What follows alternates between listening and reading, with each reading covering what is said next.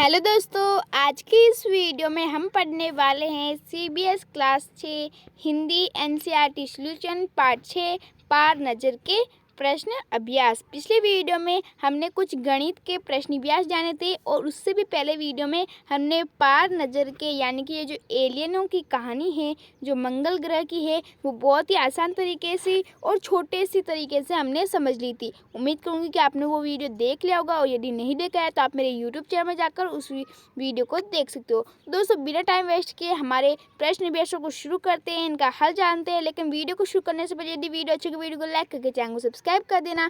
इस तरह की वीडियो पाने के लिए बेल आइकन जरूर से प्रेस करना। तो दोस्तों, हमारा पहला प्रश्न है कि छोटू का परिवार कहाँ रहता था। तो देखो दोस्तों, छोटू का जो परिवार है वो रहता था मंगल ग्रह पर बने भूमिगत घर में रहता था, यानी कि मंगल ग्रह पर जो भूमि के अंदर वाला भाग है उसमें उसका घर था। ठीक है। दूसरा प्रश्न है, छोटू को सुरंग में जाने की इजाज़त क्यों नहीं थी। पाठ के आधार पर लिखो। दोस्तों, इसका आंसर है छोटू या किसी आम आदमी को सुरंग में जाने की इजाज़त नहीं थी, क्योंकि उस सुरंग से ज़मीन पर जाने का रास्ता था। वहाँ का वातावरण ऐसा था कि आम आदमी बिना सुरक्षा उपकरणों में जीवित नहीं रह सकता। वहाँ केवल उन यंत्रों की देखभाल करने वाले लोगों की जाने की अनुमति मिली है। यानी कि दोस्तों, हमने पाठ में जाना था कि जो छोटू और उसके परिवार या अन्य लोग थे, आम आदमी, वो सब ज़मीन के नीचे रहते थे, कुछ यंत्रों द्वारा वो सांस लेते थे। लेकिन यदि वो ज़मीन से बाहर निकले तो मंगल ग्रह के कुछ वातावरण खराब होने के कारण वहाँ पर ऑक्सीजन और वातावरण खराब हो गया है। इसलिए यदि वो ज़मीन पर जाए तो उन्हें वो सांस नहीं ले पाएंगे, जी नहीं पाएंगे।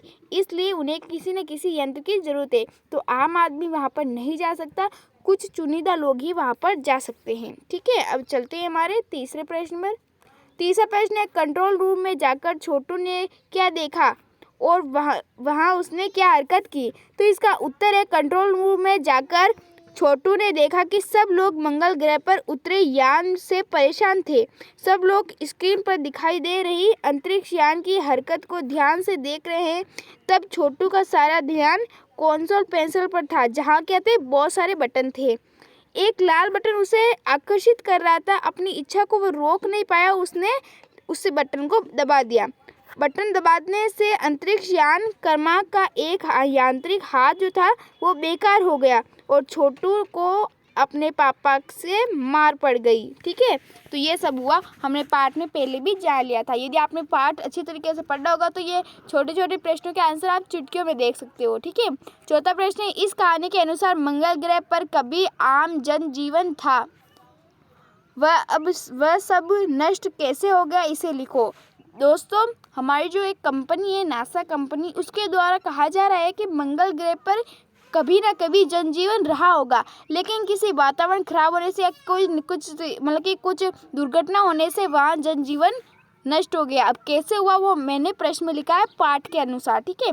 तो मंगल ग्रह पर कभी आम जनजीवन हुआ करता था, लेकिन धीरे धीरे वातावरण में क्या हुआ, परिवर्तन हुआ। सूरज की रोशनी और गर्मी से वहाँ के जीवों का पोषण मिला करता था, पर सूरज में परिवर्तन होते होते वहाँ का प्राकृतिक संतुलन बिगड़ गया। प्रकृति के बदले हुए रूप का सामना करने में वहाँ पशु पक्षी, पेड़ पौधे, अन्य जीव सब क्या हो गए, असमर्थ साबित हो गए। मतलब कि वो उस प्रकृति के बदले हुए रूप का सामना नहीं कर पाए, लेकिन एक के बाद एक सब मरने लगे और इस तरीके से वहाँ पर मंगल ग्रह के जितने भी जीव जंतु कुछ सब थे वो सब क्या हो गए, एक के बाद एक सब मर गए। अब पांचवा प्रश्न है हमारा। पांचवा प्रश्न है, कहानी में अंतरिक्ष यान को किसने भेजा था और क्यों। तो कहानी में अंतरिक्ष यान को किसने भेजा था, national aeronautics and space administration NASA ने मंगल की मिट्टी के विभिन्न नमूने इकट्ठे करने के लिए भेजा था, क्योंकि पृथ्वी के वैज्ञानिक इस बात का पता लगाना चाहते थे कि क्या मंगल ग्रह पर भी पृथ्वी की ही तरह जीव सृष्टि का अस्तित्व है। ठीक है। तो ये थे हमारे प्रश्न अभ्यास। अब आ चुके हैं भाषा की बात। तो भाषा की बात को भी आसानी से करते हैं। यदि हम लाइन वाइज से करें तो हमारा छठा प्रश्न है, सिक्योरिटी। पास उठाते ही दरवाज़ा बंद हो गया। यह बात हम इस तरीके से भी कह सकते कह सकते हैं। जैसे ही कार्ड उठाया दरवाज़ा बंद हो गया। ध्यान दो, दोनों वाक्यों में क्या अंतर है। ऐसे वाक्य 3 जोड़े तुम स्वयं सोचकर लिखो।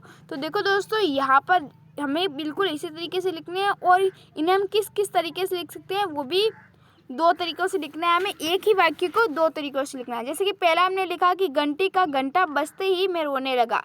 ऐसे भी कह सकते हैं, जैसे ही घंटी का घंटा बजा वैसे ही मैं रोने लगा। इस तरीके से भी कह सकते हैं। दूसरा उदाहरण है, तापमान 100 डिग्री पर पहुंचते ही पानी उबलने लगता है। ऐसे भी बोल सकते हैं कि जैसे ही तापमान 100 डिग्री पर पहुंचता पानी उबलने लगता। इस तरीके से भी कह सकते हैं। तीसरा है, उसके उतरते ही बस चल पड़ी। जैसे ही वह उतरा बस चल पड़ी।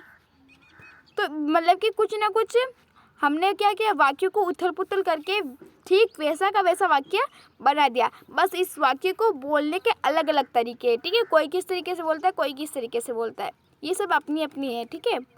अब 7वां प्रश्न है, छोटू ने चारों तरफ नज़र दौड़ाई। छोटू ने चारों तरफ देखा। उपयुक्त वाक्यों में समानता होते हुए भी अंतर है। वाक्यों में मुहावरे विशिष्ट अर्थ देते हैं। नीचे दिए गए वाक्यांशों में नज़र के साथ अलग अलग क्रियाओं का प्रयोग हुआ है। इसका वाक्य या उचित संदर्भों में प्रयोग करो। नज़र पड़ेगा, नज़र रखना, नज़र आना और नज़र नीची होना। तो यहाँ पर हमें ये 4 टॉपिक दिए, हमें क्या करना है, इन चारों पर वाक्य बनाना है। जैसे कि ऊपर यहाँ पर नज़र दौड़ाई, चारों ओर देखा, तो इनमें थोड़ी थोड़ी अंतर है ना। नज़र दौड़ाई मतलब जल्दी से सबको देखा, और चारों तरफ देखा तो देखते हैं तो हम सबको ही है भाई। तो चलो देखो, यहाँ पर हमें 4 बोला है कि नज़र पड़ना, नज़र रखना, नज़र आना और नज़र नीचे होना। तो नज़र पड़ना का है, मीना की नज़र रीना के गले में चमकते सोने के हार पर पड़ी। तो हो गया नज़र पड़ना। दूसरा है नज़र रखना। तो रमा अपने बच्चों की पढ़ाई पर बराबर नज़र रखती है। हो गया नज़र रखना। तीसरा है नज़र आना। अमर की पढ़ाई के प्रति लापरवाही अब सब की नज़र में आ गई है। आगे इसका भी। अब नज़र नीचे होना। तो नज़र नीचे होने का है, बच्चे की खराब आदतों की वजह से उसके परिवार की नज़र नीची हो गई। हो गया, हमारे 4 टॉपिक हो गए ना। तो इस तरीके से ये भी हल हो गया। अब है 8वां प्रश्न। 8वां प्रश्न को भी हल करते हैं। नीचे 2 शब्दों की कड़ी दी गई है। प्रत्येक कड़ी का एक शब्द संज्ञा है और दूसरा शब्द विशेषण है। वाक्य बनाकर समझो और बताओ इनमें से कौन सा शब्द संज्ञा है, कौन सा विशेषण। तो देखो दोस्तों, यहाँ पर हमें 2 शब्द दिए हुए हैं, हमें बताना है कि कौन सा संज्ञा है और कौन सा विशेषण है। जैसे कि ये है आकर्षक और ये आकर्षण। तो दोनों एक ही तरह के हैं लेकिन अलग अलग है। प्रभाव, प्रभावशाली, प्रेरणा और प्रेरक। तो यहाँ पर कौन किस तरीके से है वो देखते हैं, ठीक है। तो यहाँ पर देखो दोस्तों, हमें यहाँ पर ये 3 दिए हुए हैं। इन तीनों को हम हल कैसे करेंगे। संज्ञा जो है वो कौन कौन है, आकर्षक, आकर्षक करने वाला, आकर्षक। प्रभाव है संज्ञा, और प्रेरणा ये भी क्या है, संज्ञा है। लेकिन जो आकर्षण, प्रभावशाली और प्रेरक, ठीक है, तो ये क्या है, विशेषण है। अब हमने इनके क्या किया, हमने इसका मतलब कि भिन्न अलग अलग कर दिया ना। संज्ञा अलग बांट दी, विशेषण अलग बांट दिया। इस तरीके से हमने 8वां प्रश्न हल कर दिया। अब 9वां प्रश्न है, इसे भी हल करते हैं।